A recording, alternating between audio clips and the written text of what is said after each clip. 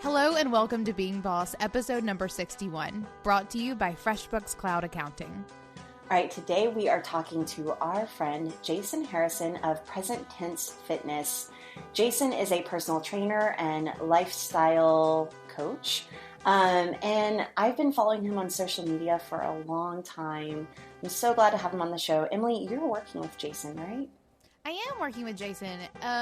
First, Jason worked with me. So Jason, I met Jason whenever he joined one of my group coaching programs about a little over a year ago.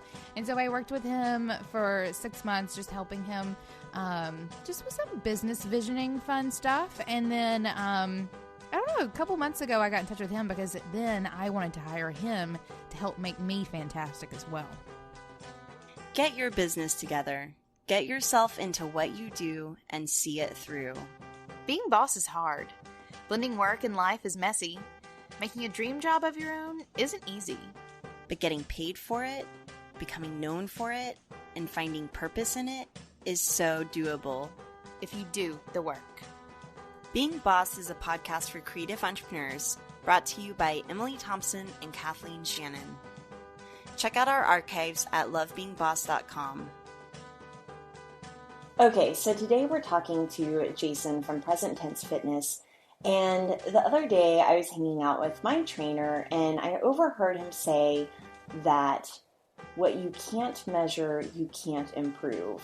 And I thought that that was so interesting. And in today's episode, we're talking a lot about how fitness relates to creative entrepreneurship, and I like this idea of measuring and improving. And my first year of business, I used FreshBooks to really measure my income and my expenses.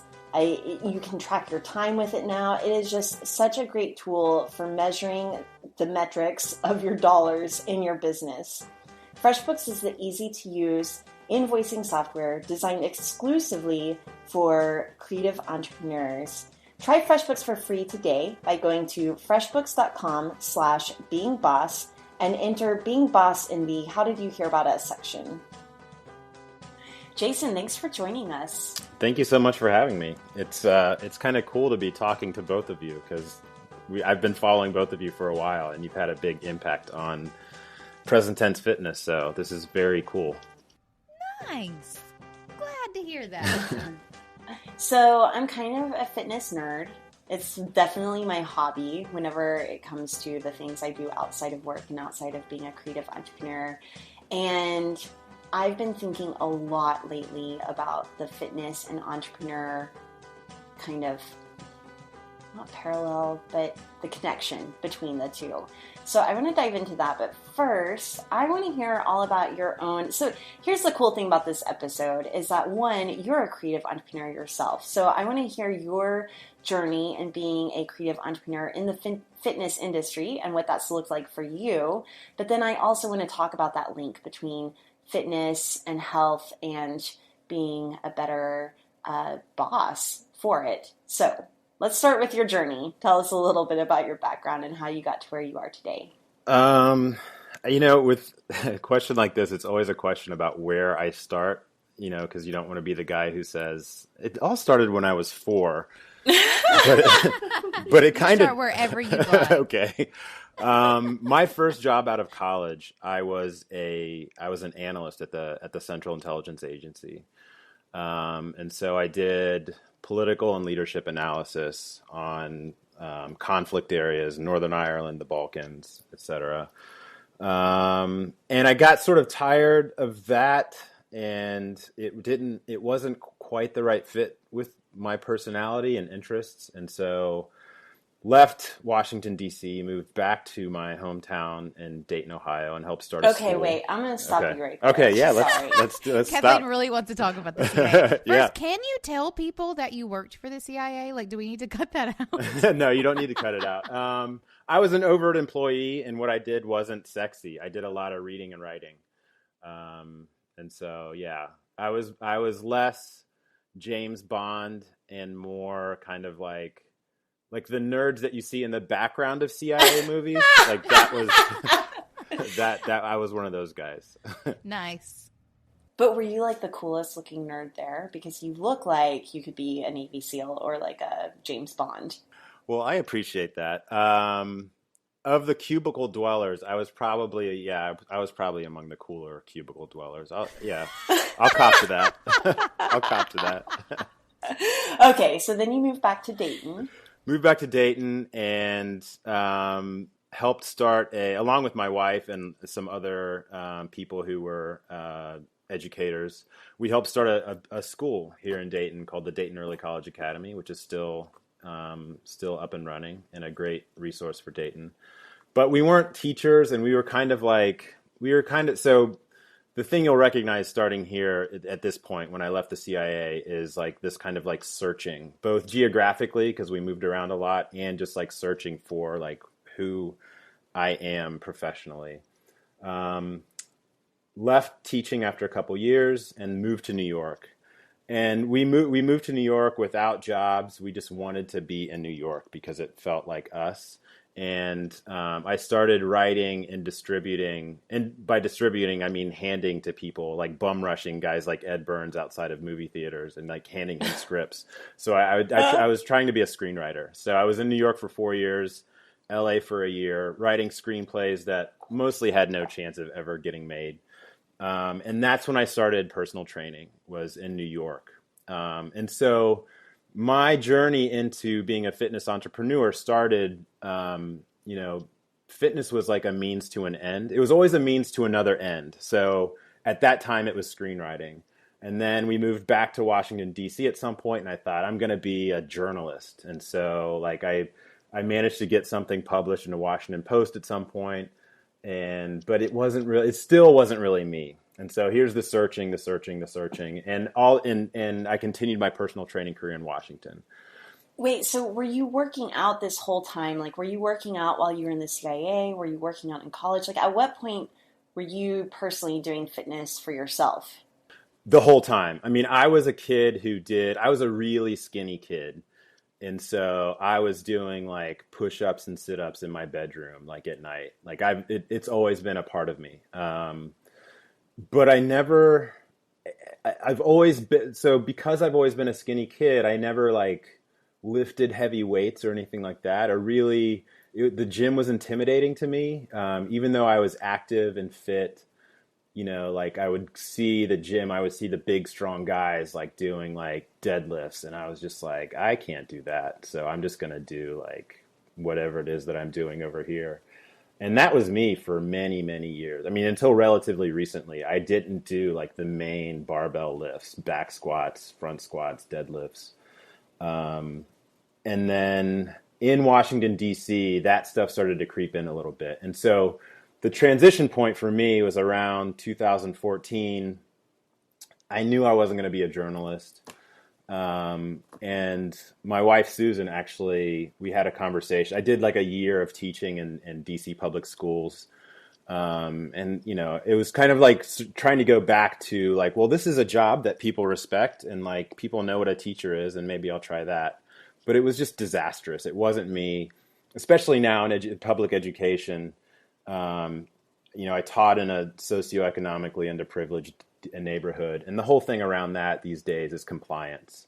So like literally I worked in a school where we made these kids walk from class to class in straight lines, and just the optics of it drove me crazy. Like, I'm not yelling at a group of black kids for not standing in line. Like, we used to do that at another time, and it wasn't cool then either. So like, I left. I knew I was going to leave education. And so that's around the time that the idea for Present Tense Fitness came about. And at that time, I was like, maybe I can learn like coding. Maybe I can learn like Salesforce. Maybe I was just searching for something. And Susan, my wife, said, why don't you just do like what you do? Which is fitness is your thing. You've gotten really good at it. You're good at helping people. You're good at coaching people. And so so I should rewind a little bit to when we were living in Los Angeles. Susan found you, Kathleen, and she was reading a lot of stuff like just about design, and she was a huge fan of the stuff that you put online. And so that's when you and later Emily kind of like came into our orbit. And so when she started talking about like me just kind of fusing who I am with what I do professionally, that was really kind of like an outgrowth of the reading she had done with both of you. Oh, And that's so, awesome. yeah, no, that's the truth. And so that's when Present Tense Fitness was born. And it started off just kind of like as a blog and like personal training in a gym in DC. But it wasn't until, I mean, that's relatively recently, 2014, 2015, where I really started taking this profession seriously. And once that happened, that's, it's the success that I've had, both professionally and with my clients, more importantly, has skyrocketed. And it was basically when I decided like, this is who I am and I'm going to take it seriously. And I'm going to break down the walls between kind of like who I am as a person and my interests as a person and what I do professionally. And so, I do, like, I'm active on social media and I write like a weekly column for a local Dayton, Ohio website. And the stuff, when they approached me to write for that site, I'm sure they were thinking like 5 tips for sexy abs or, that kind of thing.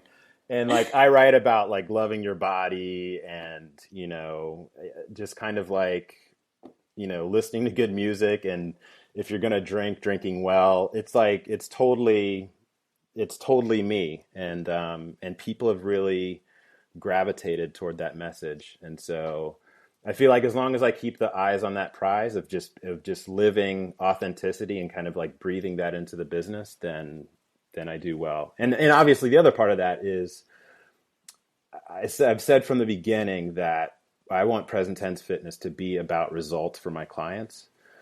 Because strangely enough, the fitness industry is not predicated on that idea. I mean, people, you see different statistics, but 30% of people I've read who have a gym membership ever step foot in the gym.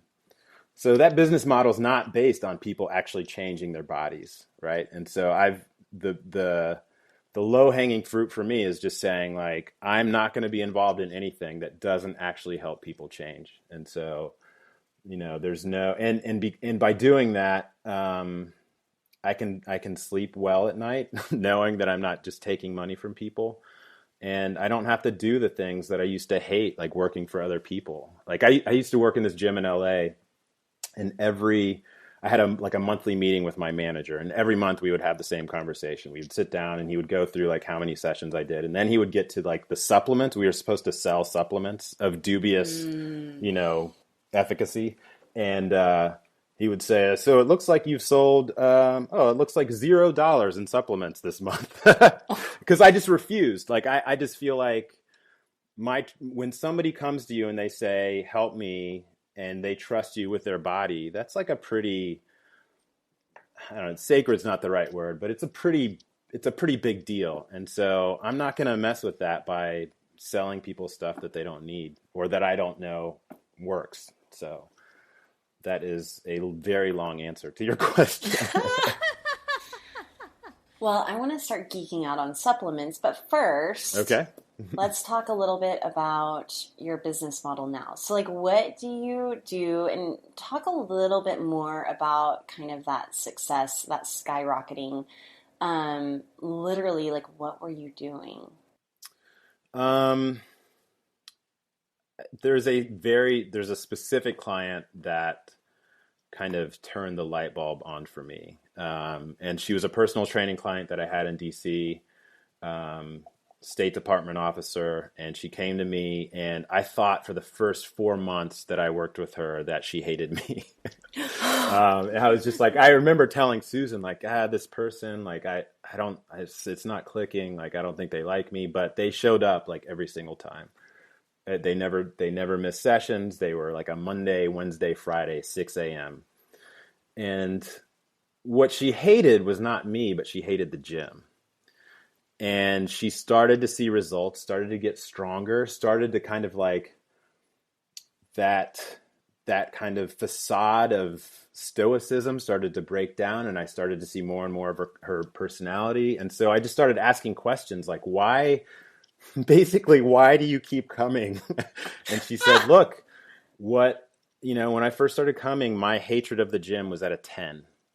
And she said, that was like for the first like 3 months. And you just kept showing up, and you were so positive and encouraging. And so that hatred moved from like a 10 to like a 6, and it kind of settled into like a 4 or 5. Like she's not somebody who loves the gym now, and I'm still in touch with her. But just showing up and being professional and actually like displaying authentic empathy, those are the things that helped her succeed. And that turned the light bulb on for me that, early in my personal training career, if somebody wasn't changing, I thought, well, you must lift more or work harder or run faster or jump onto this higher box, and you must be eating terribly, and so follow this meal plan.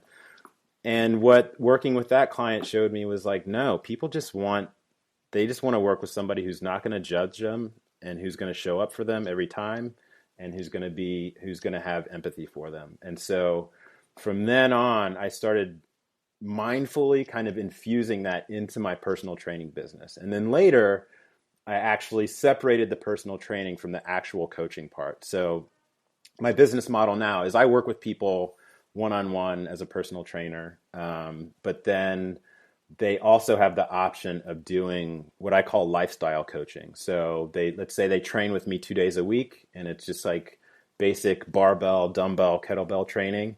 And then 1 day a week we meet and just talk about like what's going on. And that part of the business is the troubleshooting part. So it's like, the great example is often people say like, I want to eat better. And so, they'll like, I went through the drive-through on Thursday and ate McDonald's or something like that. And I'll say, okay, well, what went wrong? And they're just, I'm just lazy. And, they beat themselves up. And I'm like, let's back up a little bit. And what I help them realize is that the drive-through run didn't happen, after work on Thursday. It happened when they skipped their grocery store run on Tuesday. And so I just help people troubleshoot stuff like that. And it's not rocket science. It's not like super complicated or sophisticated, but, and having worked with both therapists before and coaches before, sometimes it just takes talking to an objective person. Often what happens is I'm talking to a client and I'll ask them a question, and as they're answering my question, they realize something themselves, like, oh yeah, I didn't go to the grocery store on Tuesday. Like, I don't even have to like point it out. They just talking through it. And those are conversations I used to try to fit in between sets. So like people would do like a set of back squats, and then it'd be like, all right, so what'd you eat yesterday? And it's rushed and it's not focused. And so separating that coaching part of the business away from the personal training and just having a space, whether, over the phone or Skype or whatever, where we can just like settle into talking and thinking and troubleshooting. So that's the business model, is personal training and then the lifestyle coaching. Well, okay, so I want to talk about your next big move, though, because you've been doing your personal training like at other gyms and things, and you've just sort of come to a head at that. So talk about that, because that's like a big move that I know about, and I want you to say it out loud. Yeah, so I think I saw this on Instagram too. Yeah, so the next big move is opening a brick and mortar present tense fitness personal training studio in downtown Dayton. And I'm at the point where I went to a conference last year and listened to a guy talk about like the business of personal training. And like many conferences, there's a lot of fluff, but then there's like those 2 or 3 nuggets that you take with you. And the one nugget that I took with me is, he said, you shouldn't start your own gym until not having your own gym is costing you money.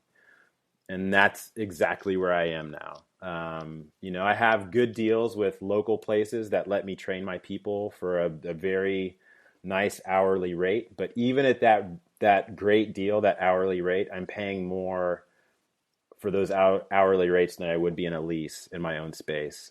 Number one. Number two, these other spaces aren't present tense fitness. And so, there's an aesthetic, there's a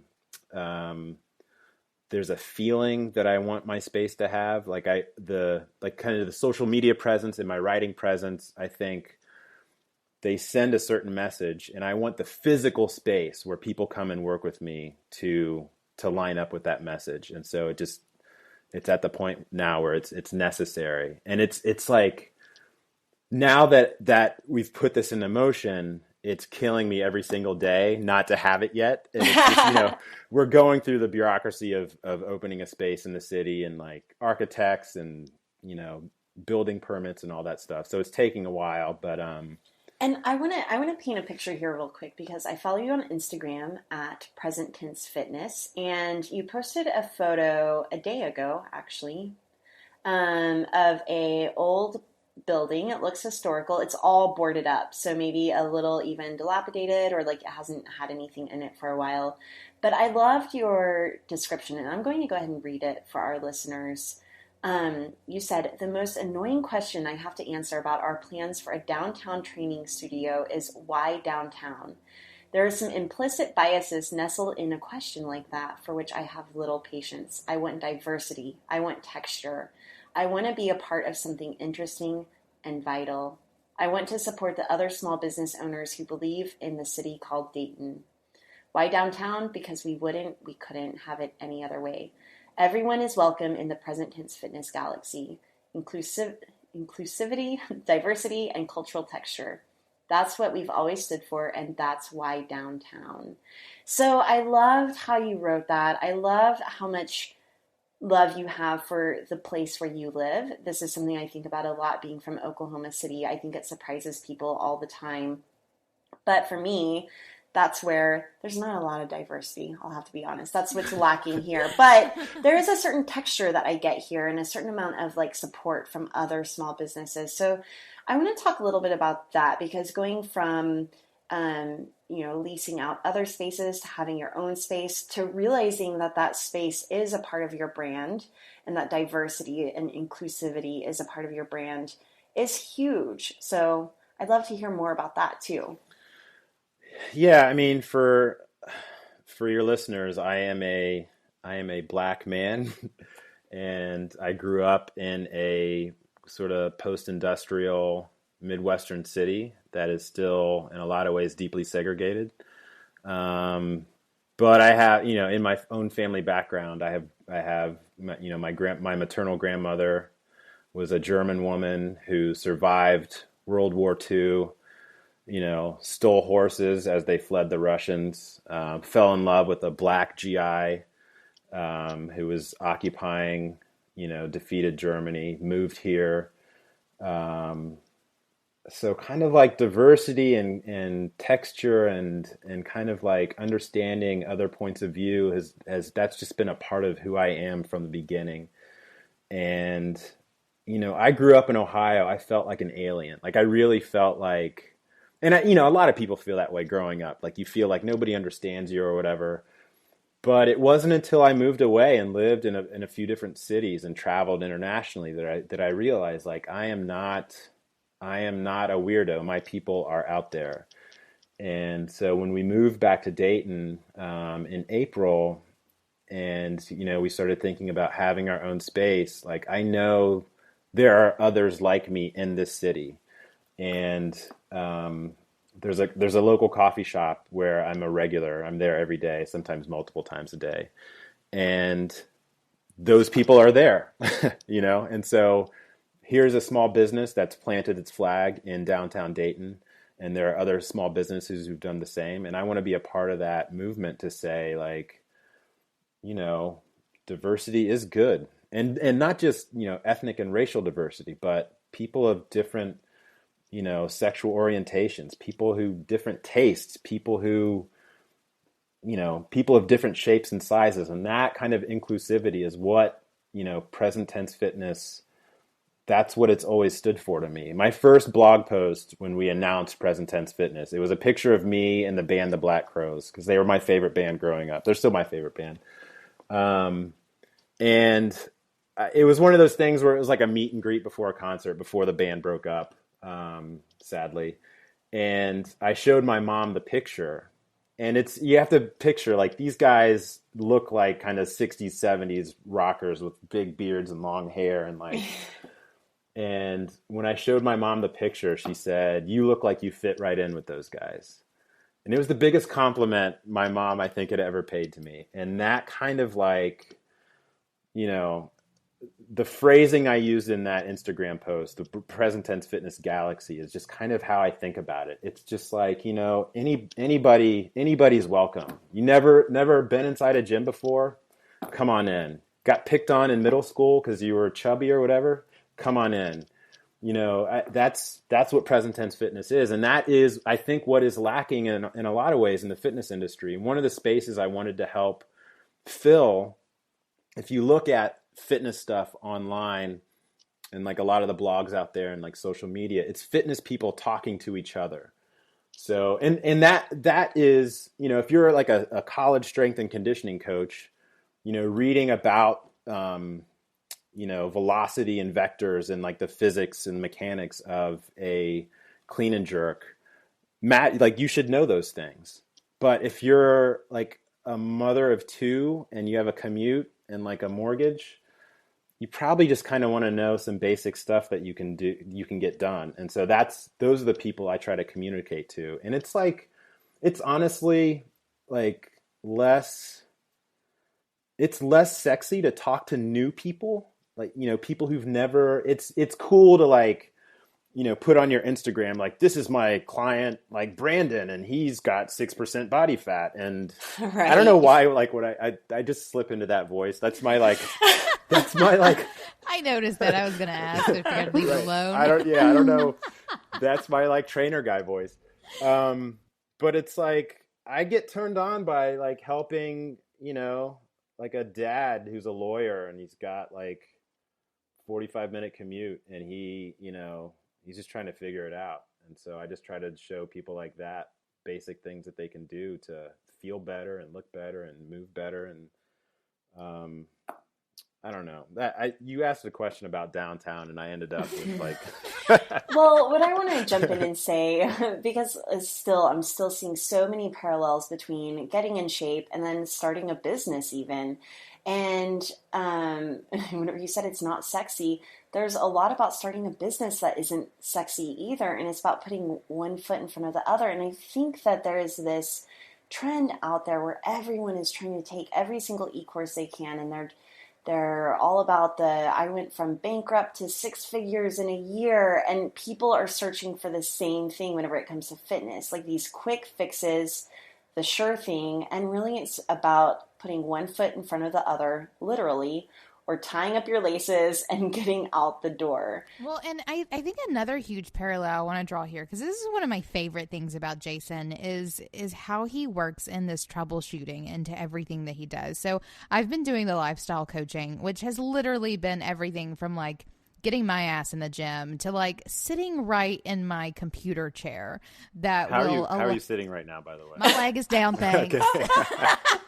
I thought about that about 10 minutes ago because I was sitting with both legs in and I put it down because I know I'm supposed to have it down.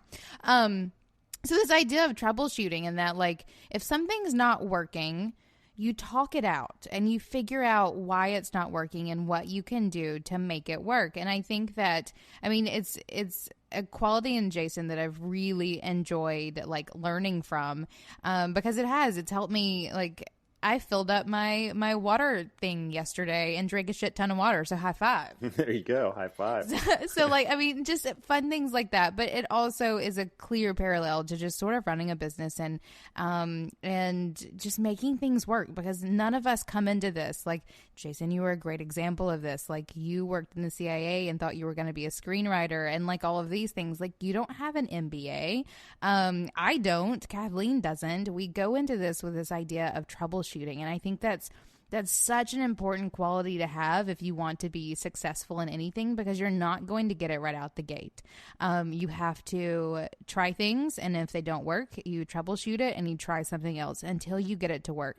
And that's either going to give you like some killer guns, or it's going to give you a social media marketing strategy that works. I think it's just I think that's such an important thing to instill in people. And that's definitely one of the things that I've taken from you. And not just in terms of business, because I think I'd kind of gotten that down pat, but knowing that you can take that those same ideas and apply them to every other part of your life is super huge. Yeah. I mean, I first of all, I'm glad that you've appreciated that. I mean, that troubleshooting, that analysis is, like you said, you apply it to every part of your life. And the conversations I have with clients often veer into, weird areas that have nothing to do with a barbell, because it's all so connected. And that's, again, something the seeds of that I think were planted with kind of like reading both of your work. And, if so in a fitness context, if somebody is not sleeping well, then it's harder for them to make good decisions around nutrition. And then it's harder for them to work out well in the gym. And then they feel bad about themselves, which sometimes can make it harder for them to sleep. It's all connected, by a rope. And so, the analysis then needs to, that you figure out where the point is that we need to fix, and we get in there and we fix it. And there's no shame around how. I mean, that's one of the things, both I think in terms of, being somewhat of a creative person myself, and working with a lot of creative people. There's a lot of shame a lot of times around what the trouble point is.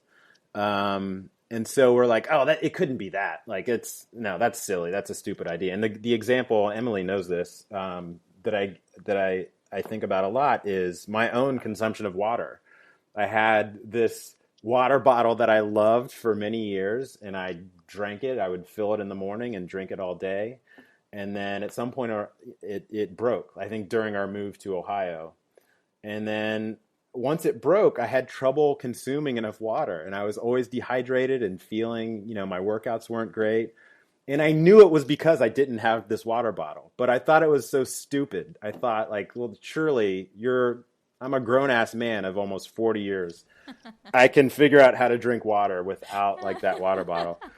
And then it was after actually a coaching session with Emily, where we talked about Emily's water consumption. And I was like, damn it, just order another water bottle. And so I did. And lo and behold, I'm drinking enough water again. And so, just not having shame around what the reasons are for stuff. And the more people I talk to, the more I realize, and that's one great thing about this job is I talk to so many people and I hear so many of their issues. And it's really kind of like, it's really helped me see, even as somebody who loves and craves diversity as much as I do, just how many unifying factors there are in the human existence, and how, Amen. Yeah, I mean, how many of us are dealing with the same things. And so often if you feel like something is silly or stupid, you could throw a rock and hit another person who's dealing with the same exact thing. But we waste this energy feeling shame about it. So, yeah, I mean, so the connection between kind of fitness and creative entrepreneurship, I think, especially for sensitive creatives, is that... Oh, we are sensitive, aren't we? Oh, for sure. Yeah, for sure. I mean, it's that shame factor, and just getting rid of that. When I was in New York, I had this great acting coach who talked about, like, just the finite nature of energy. And he talked about it in the context of, like, going to an audition. And he was just like, look, you have an audition at HBO or something. And by the way, I never had an audition at HBO, but that was the example he always gave, because that's like the pinnacle of, like, great, acting and writing and stuff. But he was like, if your audition is at 2 and you're rushing to catch the A train at 1:45 and your clothes aren't ready, like, you're wasting all of this energy that you should be infusing into this character that you're going to do for these producers. And so that, that kind of, like, that idea of finite energy is something that's always stuck with me. And I think that's a point, like, I think anybody listening who's interested in fitness or being their own boss, you know, learn from everything that you've ever done. You know, fitness has nothing to do with acting ostensibly, but I've always taken that lesson from that acting coach about just the finite nature of energy, and I use that with my clients. And the connection here is with shame. Shame is just wasted energy. It's just getting in the way of helping us figure out what the problem is and why you didn't go to the grocery store on Tuesday as planned. So. Hey bosses, did you have a case of FOMO? That stands for the fear of missing out. When you saw all the Being Boss magic go down for our Being Boss vacation in New Orleans? Fear not, friends, because we are planning another boss vacation this spring in Miami! So it was really hard to figure out what location to go to, but we've never been to Miami, and the reason why we do these boss vacations is to cultivate our creative pack, see different parts of the world, get some FaceTime with each other, connect with each other, and live the boss life. So to learn more details about this boss vacation, just go to lovebeingboss.com/Miami. We hope to see you there.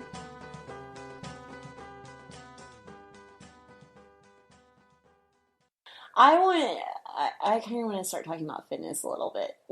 Do it. Go for it. So, okay. So I do have to say though, real quick, one of my very favorite things about Jason, I know that like hiring a personal trainer or someone who's like going to lifestyle coach you like this can be such an intimidating thing. I mean, just Google Jason and look at him. It can be kind of, I'll never forget the first time David saw your photo.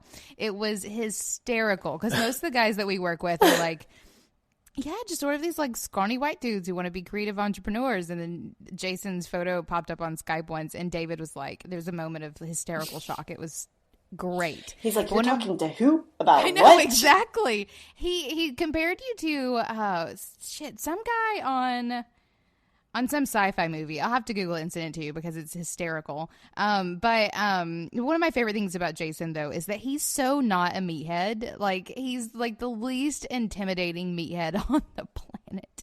I love it. That's one of my favorite things about you. Like, you, obviously, super smart, very well-spoken, like someone who can talk about things, which I think is such a huge differentiating factor in the business that you're in. So now I'll talk about fitness. It's kind of like finding a web developer that can have a conversation.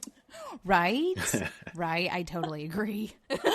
Now we're going to get in trouble. But a lot of the personal trainers that I've worked with are all super smart and thoughtful and spend a lot of time thinking about really just connection more than anything, because you are in the business of working with people and working with individuals. Now, don't get me wrong, I've seen some pretty terrible personal trainers who are like really just selling pot in the corner, but that's true story. What's so funny, as soon as you said that, a couple popped into my head as well. I've seen those too. Like, I don't even know if that's a thing in the fitness industry, but so I'm going to talk a little bit about whenever we were interviewing Ramit Sethi a few episodes back, one of the things he talked about was he would listen to interviews with CEOs of companies, and he was always wanting to know, like, what are they doing? How are they so successful? But always ignoring the part where they start their day by working out. And then he started listening to that, and I was like, okay, maybe there's something to this, and started working out. And has seen more success since. And this is something for me, fitness is a non-negotiable in my day. It is the meeting that I make with myself and that I keep with myself. And I recently posted a photo on Instagram of my abs, and I was like, I'm not joking around here, people. But that's whenever people are like, whoa, you really are doing this fitness thing. So that's one thing, is like, I feel like it's the sexy stuff that gets the attention, but there is so much to be said for getting up and doing the work and the parallels between that and being a creative entrepreneur. But whenever it comes to like actual fitness and being successful in fitness and being successful in life, like, have you noticed any patterns there that you can touch on being a personal trainer because I feel like it's only 4% of my day that I'm seeing for myself. I don't get to see it as like broad spectrum as you do. If Yeah, that makes sense. no, it does. For sure. There is I mean, at a very basic level, the short answer to your question is people feel better when they're active. And when you feel better, you think better and you work better and you're nicer to your colleagues and you're more able to brainstorm and come up with creative ideas. I know that. So one of the most difficult things that I try to overcome in this industry, and it's always hard for me to explain this, but it's hard to get people to understand that they don't feel as good as they could feel. But that's like a counterfactual, right? Like it's like if I show you if you drive like a nice conservative coupe and I show you a Lamborghini, it's pretty obvious like what the benefits of that Lamborghini are. Like it looks hot, it's fast, it's like, well-tuned Italian engineering. But if I tell you that if you do 2 to 3 days a week of strength training with progressive overload and smart programming, that you will feel better, people don't really know what that means because they're used to dealing with like that nagging back pain. They just think that's a part of life.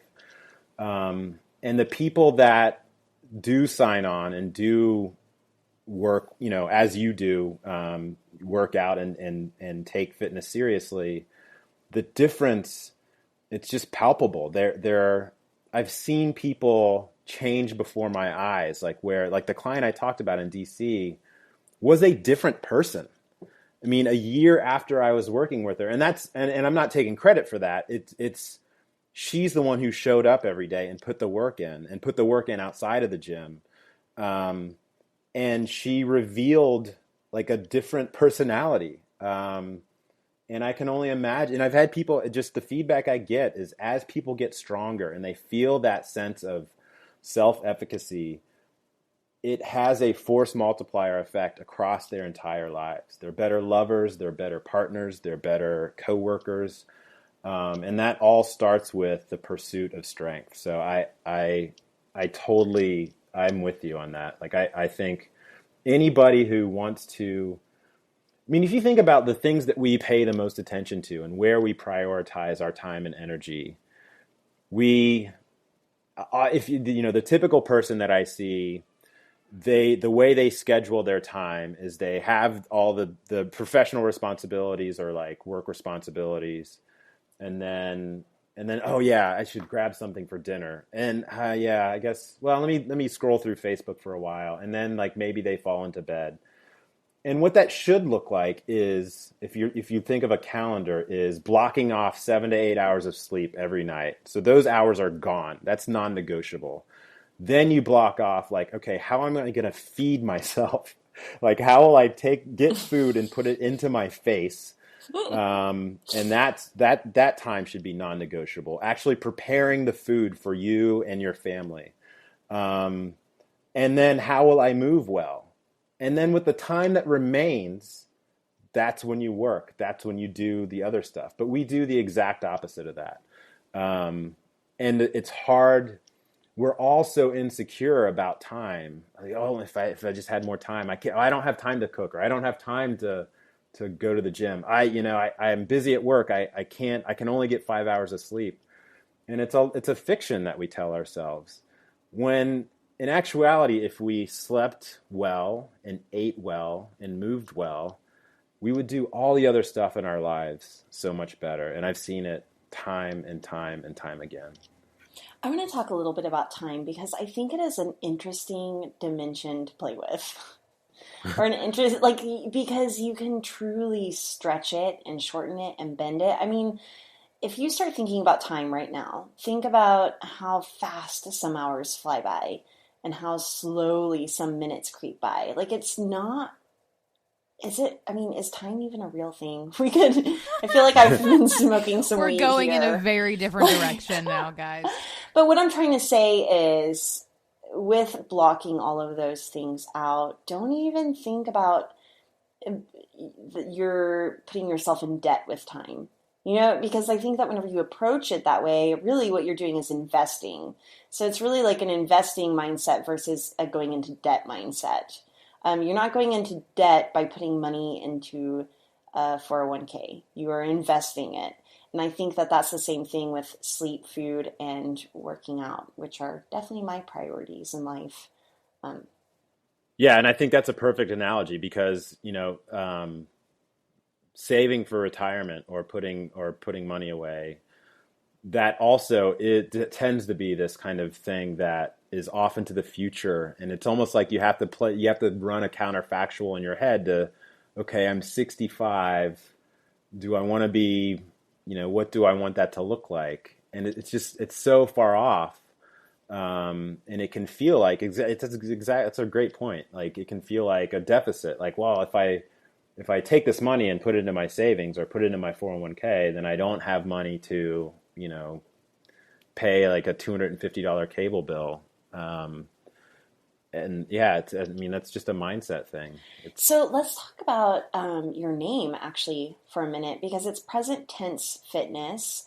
And I found that and I've seen a study on it where you always think that your future self is going to be able to eat better and make time to work out and all of these things more so than yourself today. And I found the same to be true for creative entrepreneurs, saying someday I want to start a business, or I will get to that tomorrow because somehow tomorrow I will be more disciplined. And I do it myself. Like, I think that we all do this. So I wonder how your name fits into that idea and just kind of the idea of just getting started today and what that means for you.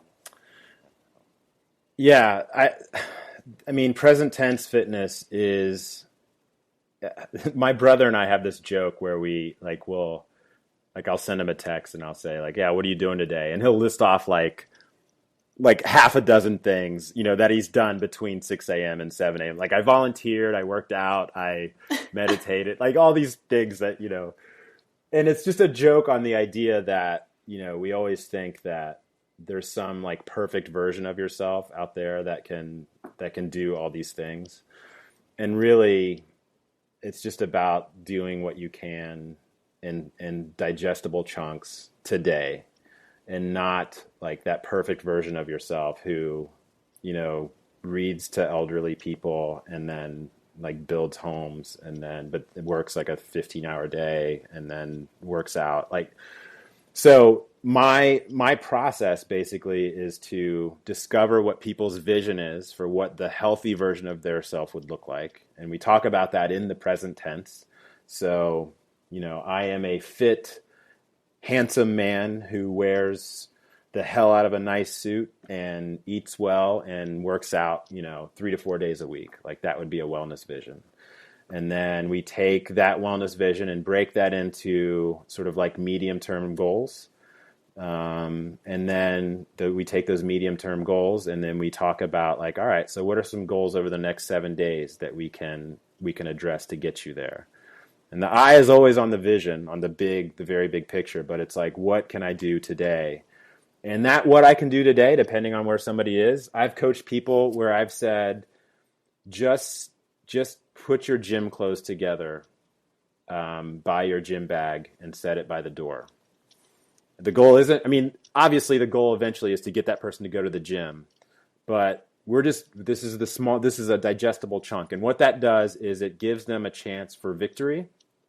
And it makes it kind of like doable, because when people spend a lot of time looking at, other fit people and they think like, oh my God, I could never do that. But like, okay, but let's not talk about them. Let's just talk. Can you put your gym clothes together, buy your shoes by the door? Can you do that? Yeah, I think I can do that. Then they do that. And it's like, okay, well, next week, can you put the gym clothes on? It can be like very small steps like that. And so it's in this process, like I said earlier, like it's not super sophisticated. It's just taking big ideas and breaking them into digestible chunks. Now that you can be too easy on yourself too. So like that person, they can just like set their gym clothes out for the next year. But you have to hold yourself accountable for actually making progress. And there's an analogy between the process of, change and getting stronger. So a lot of times what you'll see in the gym is people go into the gym and, almost like a ritual, they put the same weight on the bar every single time, and they do the same exact thing every single time. But your body's not going to change. Your body adapts to stimuli. So you have to add some weight to the bar, not a lot of weight, but if you're lifting 5 more pounds next week than you were this week, and so on, then your body's response to that is like, holy shit, like we need more muscle tissue. We need denser bone. Like we need to make changes in order to adapt to this new stimulus.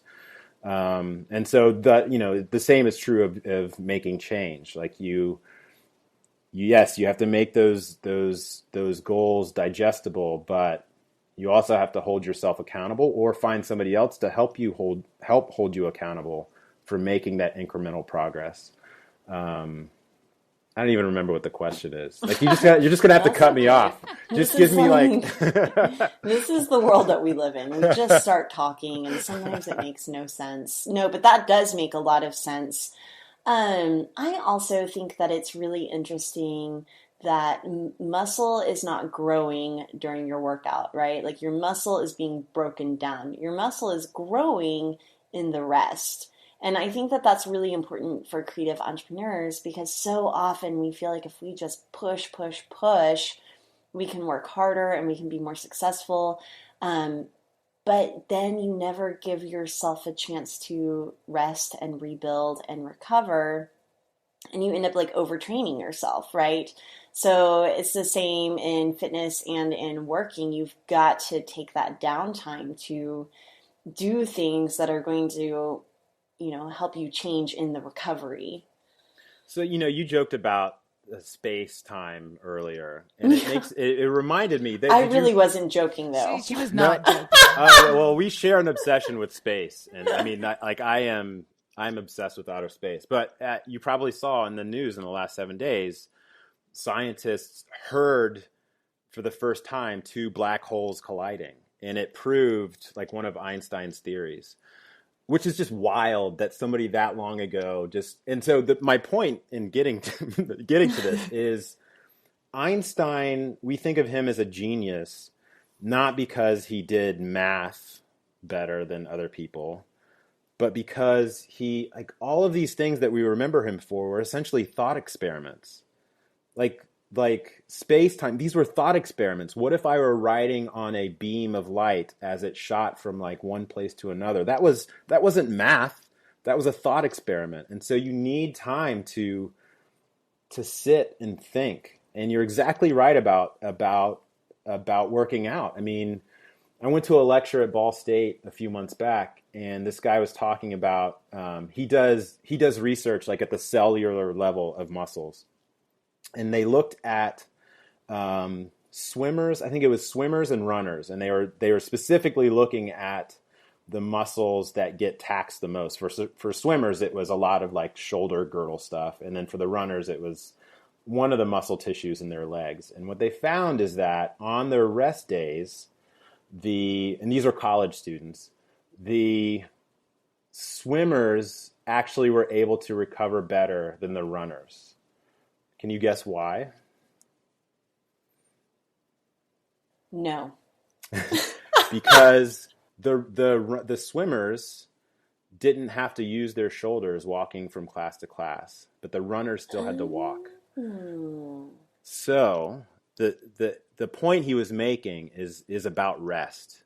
And the difference between really high level athletes and the rest of us is that a really high level athlete, when they're not working out or practicing or, doing a game, they are straight up chilling. They are rested, like to the point where you, at the cellular level, you can see the difference between somebody who has to use their competitive body parts to still walk around from class. They're not going to be as rested as the swimmer because they don't have to swim to class. And so that point about rest and recovery is absolutely applicable to kind of the creative process, but also the process within the gym. I mean, I have to make it a point to kind of just like go to the coffee shop and sit and just like sip on a coffee and just like let stuff come to me. There's a reason I think that you hear so many people talk about they get their best ideas in the shower. It's because you're naked and warm and comfortable, and your body is just kind of like, your mind finds those things that are deep in there that come out. But we're also afraid, and we're also insecure that it's like, I have to push through, like I have to grind it out. And sometimes the real recipe is just rest. The strongest people I know, they talk so much more about rest and recovery than the bros you see at the gym. Like there's this guy who runs this guy, Chad Wesley Smith, who's like he's like a 900-pound deadlifter. Like, he and I don't even occupy the same universe. Like, he is at a level of like strength and performance that I'm not even, but he talks about like what he eats, and he talks about rest, and he talks about like, he's a competitive power lifter, and he says, people waste their time in the gym always going for personal records. He's like, I don't set personal records, during practice. I set those on the, when it's go time. And, I think there's a lesson to be learned there. Like, it's about consistency and smart work. It's about hard work too, but if you're not resting and you're not, to bring it back to a creative entrepreneur, if you're not thinking deeply, then you're just kind of like bopping around with the rest. I mean, I assume that most creatives are doing what they do because they want to make a unique contribution to the world. And those unique contributions don't come from the grind. They come from like inspiration and sitting and just like, letting their mind do the great work that it can do.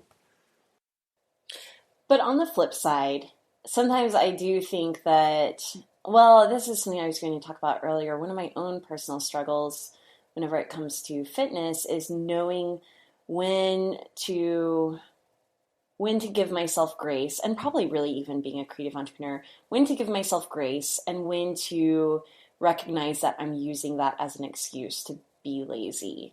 And for me, it's a really fine line to balance, truly. So sometimes it really is. I admitted to Emily the other day that I was having a really hard time just getting my shit together. And she was like, dude, you just need to write down 3 things on a Post-it note, get out of Asana, and just do it. And I was like, oh, it makes it so much more manageable, right? So there is like this sustainability factor. And sometimes there's the just putting on your shoes and going through the motions. So yesterday morning, I did not feel like working out at all, but I was accountable because it was in my calendar and because I work out with enough people now that they would notice if I was gone. And I went to the gym anyway. Was it the best workout of my life? No, but it was one little step at a time. And I did give parts of it my all. So I think that there is a little bit of this like hustle and then rest and then hustle and recognizing when you're being kind to yourself and whenever you're kind of making excuses. I think that's a good point. And I think that's in the fitness context, that's where having a plan comes in.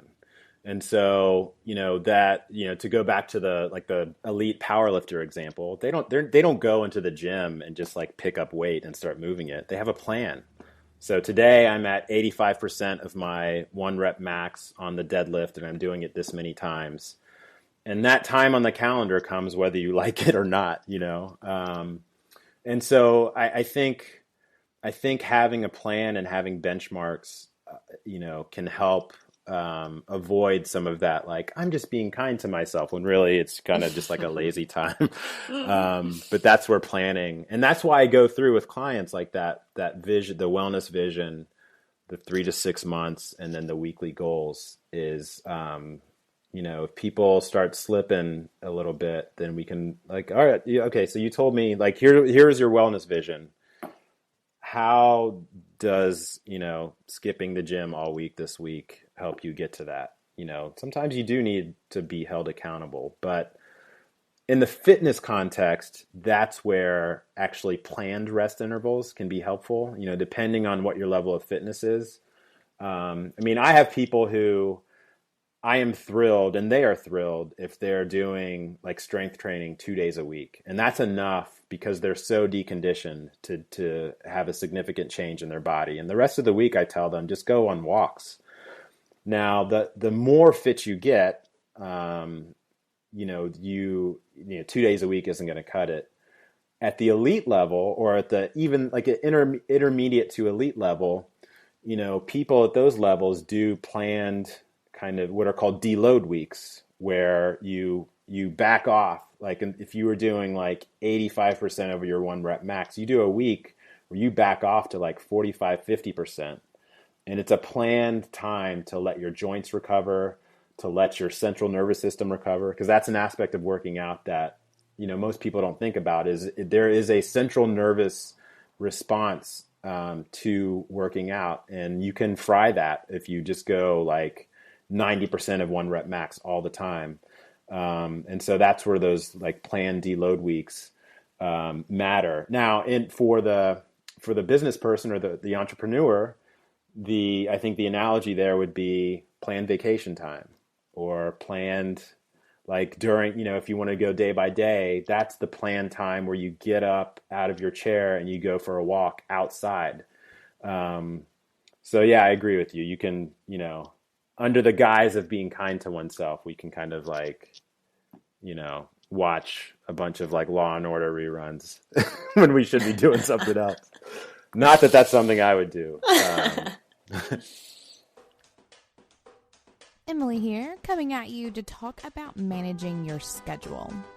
One of the hardest things about being boss is how many people can be vying for your attention. From clients and customers to online buddies, real life friends and family, and more, scheduling time to focus on your work or yourself gets more and more important the more boss you get. Our friends at Acuity Scheduling are here to help you take back your calendar, giving you the functionality you need to easily block out times for focus and leaving time open for checking in with clients and friends with an easy-to-use interface that matches your actual schedule, with available appointment times making it impossible for your schedule to get hijacked by another meeting.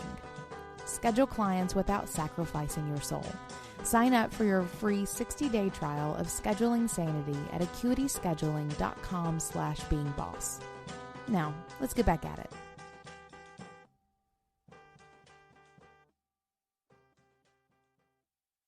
Emily, Hello. say something. Say something before we get an email. Kathleen's talking too much. Kathleen talks too much. I just like listening. That's a true story. No, I think that your message about strength and the troubleshooting and just all that you put into what it is that you do is what makes you so good at getting results from your clients, but also just sort of being a good business person. And I think that there are so many parallels that we can draw between, being physically fit and having a healthy business, or being a productive and healthy entrepreneur. It's all about hustle, but also pairing that with some really hardcore rest. And if you just do what you love and take care of yourself and invest in yourself as well as your business.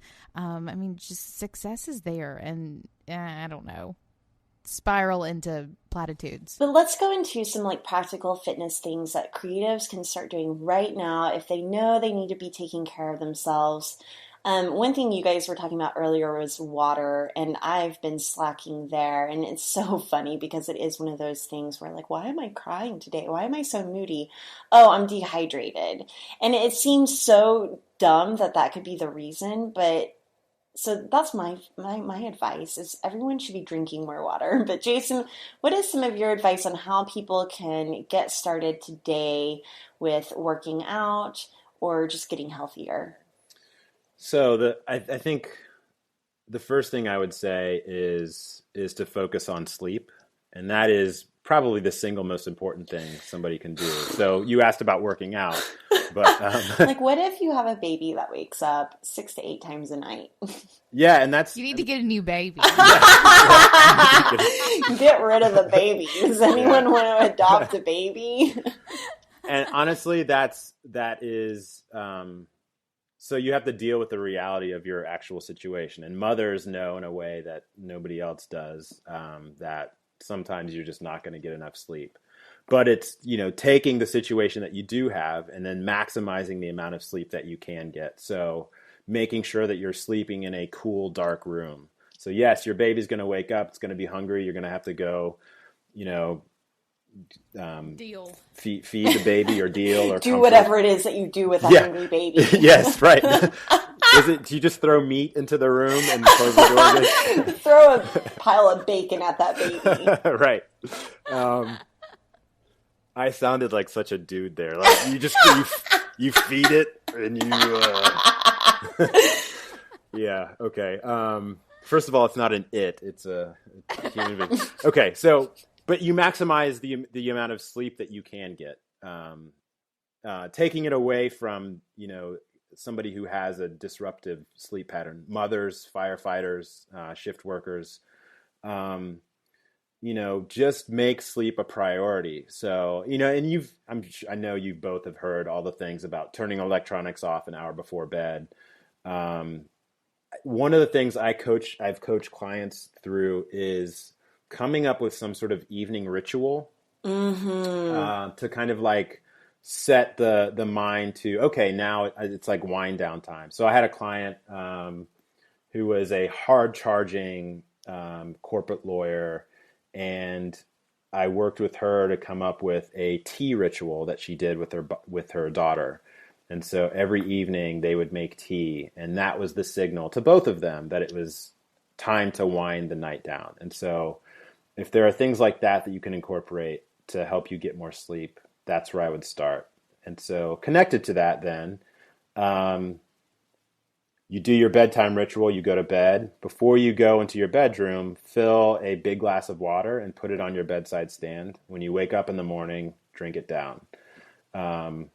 Just like, it's just a way of kind of like building hydration into your daily habits.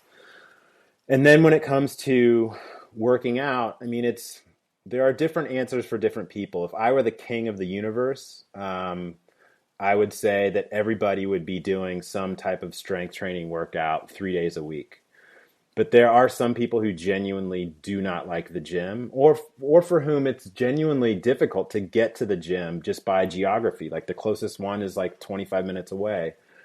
Then I would think, okay, if not strength training, some sort of weight-bearing exercise. And that looks different for different people. Some people love yoga. For some people it's Pilates. But some sort of progressively overloaded weight-bearing exercise. Tell us what that means, progressively overloaded. Progressively overloaded just goes back to the point that I was making earlier about lifting more next week than you did this week. And so that progressive overload is what prompts your body to actually change and grow more tissue.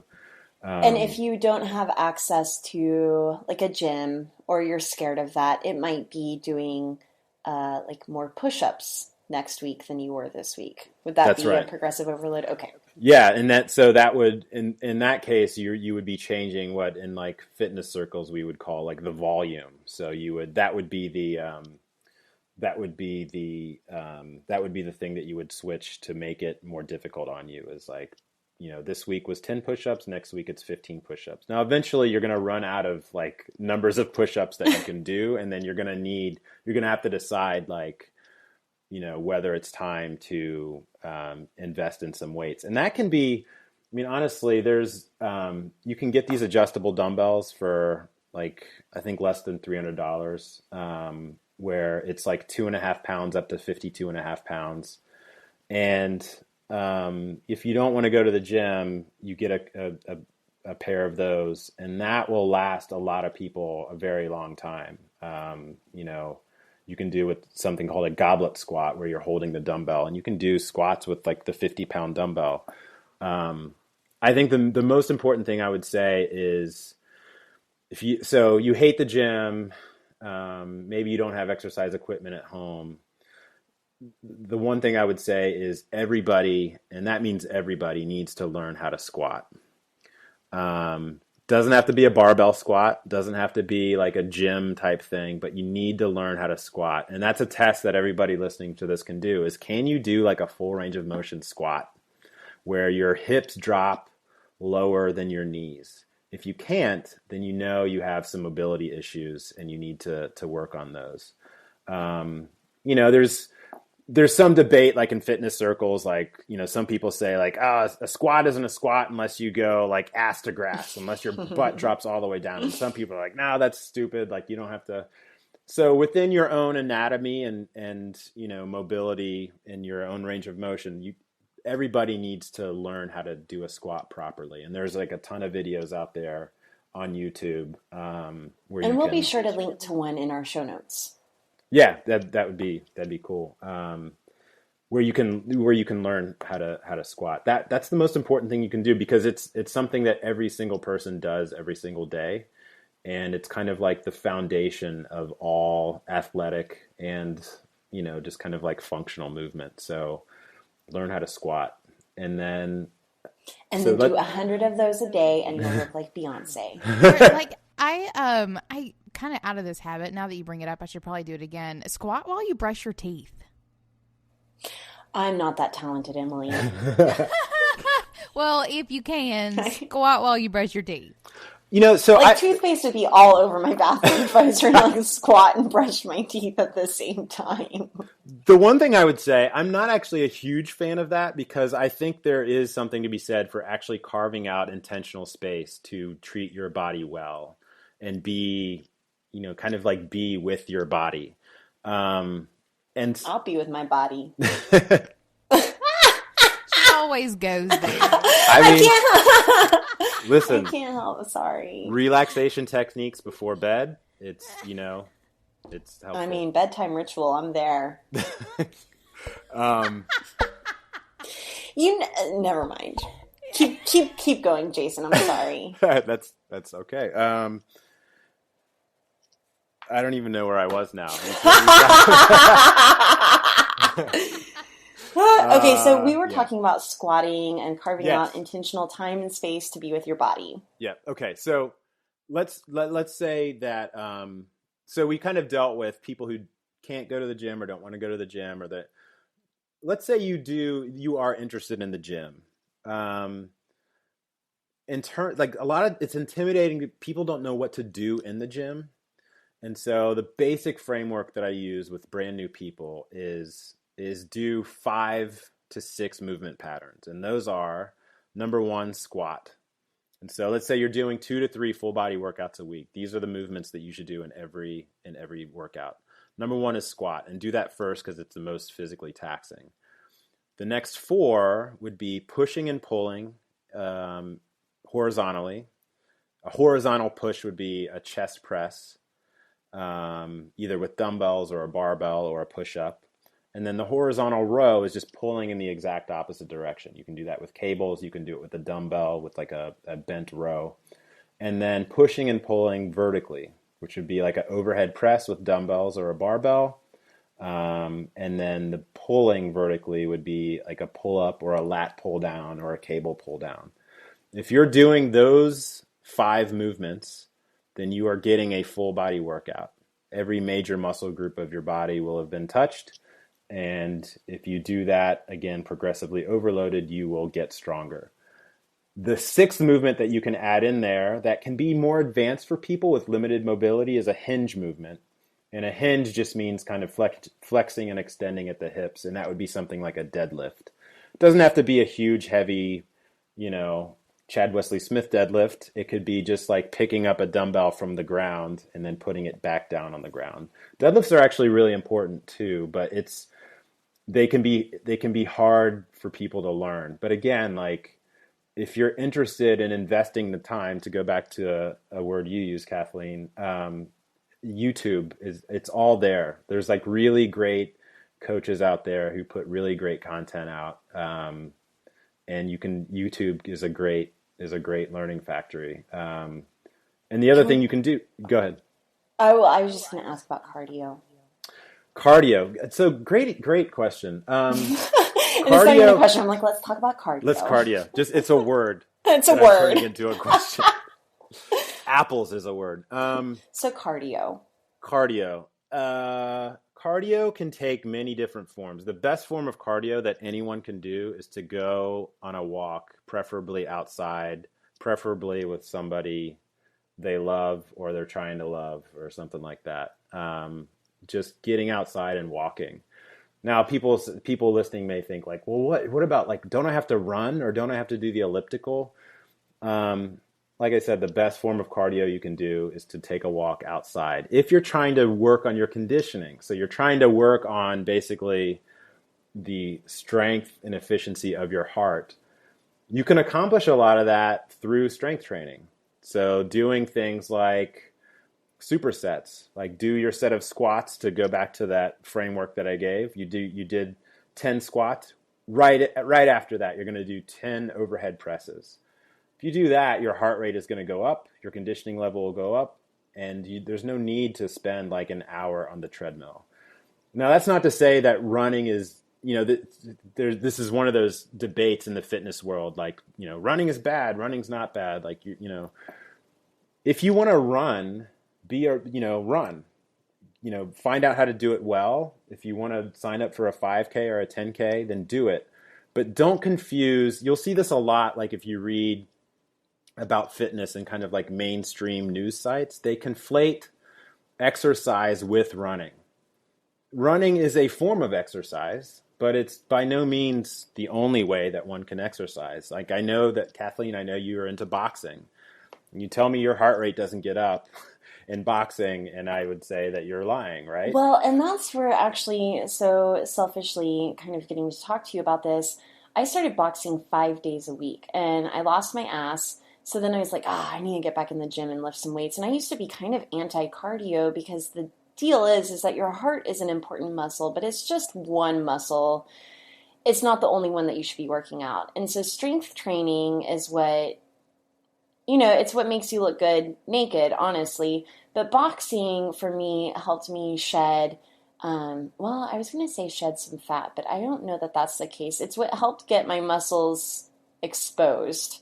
So anyway, that's a whole different thing. And boxing is kind of a high intensity interval training kind of cardio. So it's kind of like, it feels like sprints is what it feels like. So anyway, it's intense. And then I started feeling bad that I wasn't lifting as much. And so now I'm kind of confused because I'm boxing 3 days a week.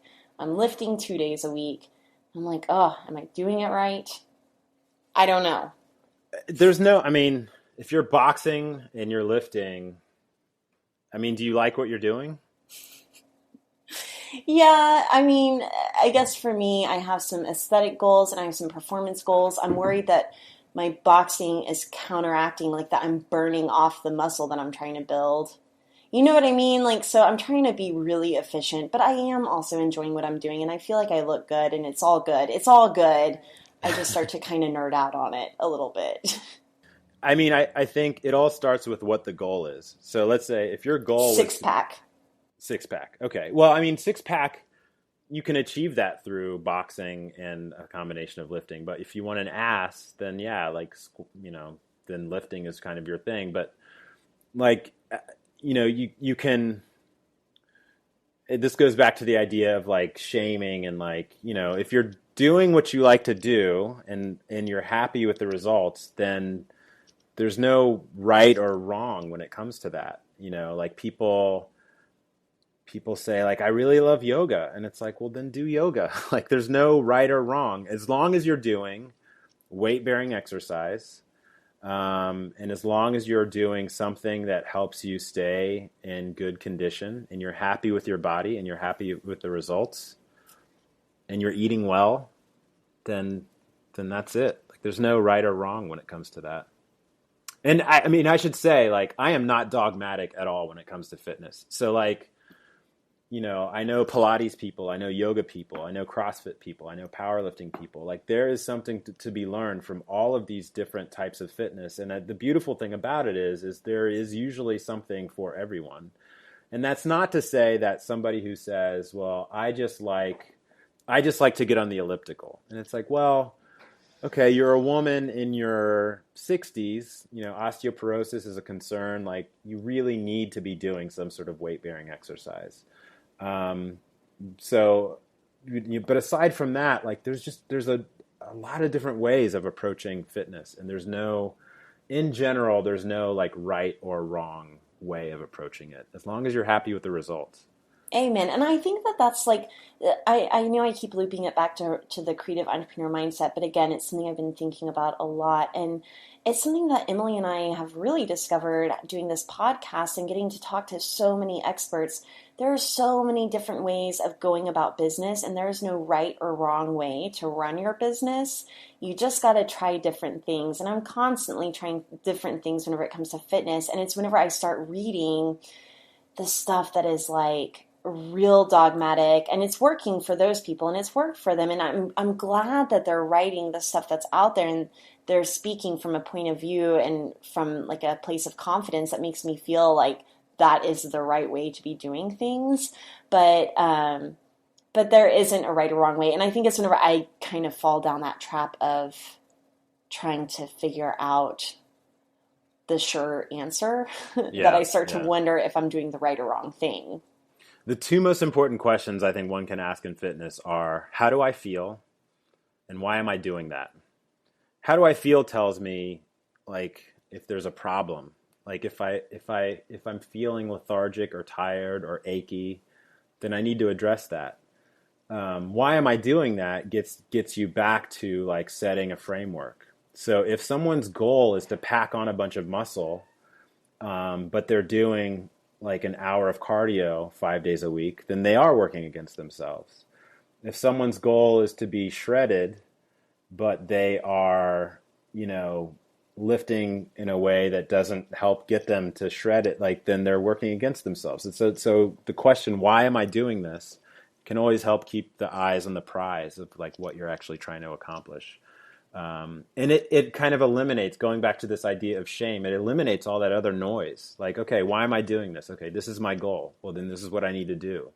And I fall into that myself. Like I'm still kind of like working through the idea that, like, if you go on YouTube now, you can find like a bunch of like 600-pound deadlifters. And I am not a 600-pound deadlifter. And I feel like those people, it's the whole like imposter syndrome that, people have been talking about. And I feel like, well, why would anybody listen to me? I'm not that strong. Like, I'm not, I don't look like that, or I'm not, I don't look like The Rock or whatever. But I don't even know why I started talking about that. I was about to say, do you want to look like The Rock? No, not really. Although The Rock does look pretty damn good. Like I don't know that I would want to eat the way I would need to eat to look like that. Like I imagine like he has to put in some like serious calories. And to be that big, you have to eat like it's your job. And I mean, you're essentially like a horse at that time. Just right. Like you're just eating all day and working.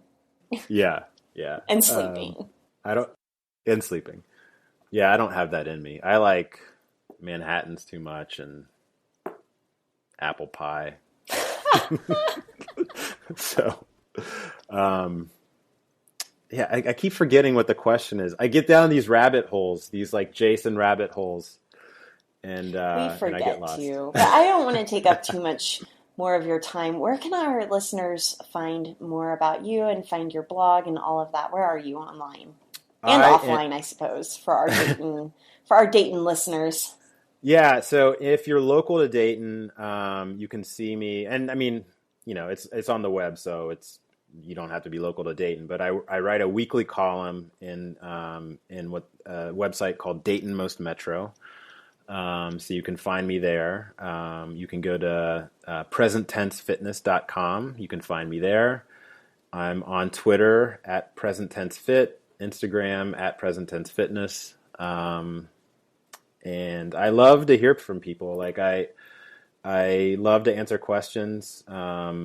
mean, the idea of kind of like giving away knowledge for free is something that I've totally stolen from the two of you. And I do that all the time. You have a really great newsletter on your website that you share some really great content on. Yeah, so the newsletter, you can sign up for that there at presenttensefitness.com. So there's lots of ways to find me. All right, awesome. Thank you so much for joining us. It's been really cool getting to talk to you about this, and it's a topic that I've been thinking about a lot, and I know that Emily has loved working with you. So thanks for joining us. Thank you so much for having me. And if I could wax both of your cars briefly and just say that, like, you really both have had outsized impacts on the way present tense fitness has evolved. And really, I mean, Susan, my wife, is the person who kind of like discovered you and then shared your wisdom with me. So thank you for everything you've done and continue to do. It's been and this has been like a real, like almost like a weird kind of thing, like where you know people online and then you're talking to them, so it's been really cool. Thanks for having me.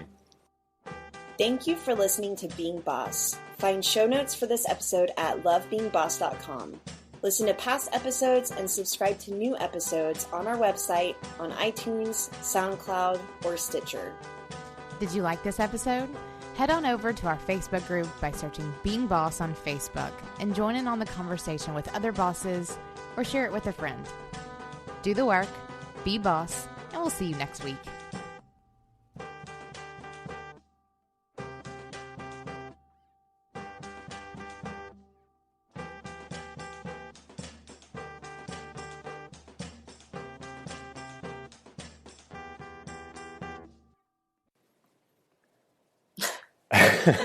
We're all speechless. I know. Kathleen has her infatuated face on. I see it. Well, so I want to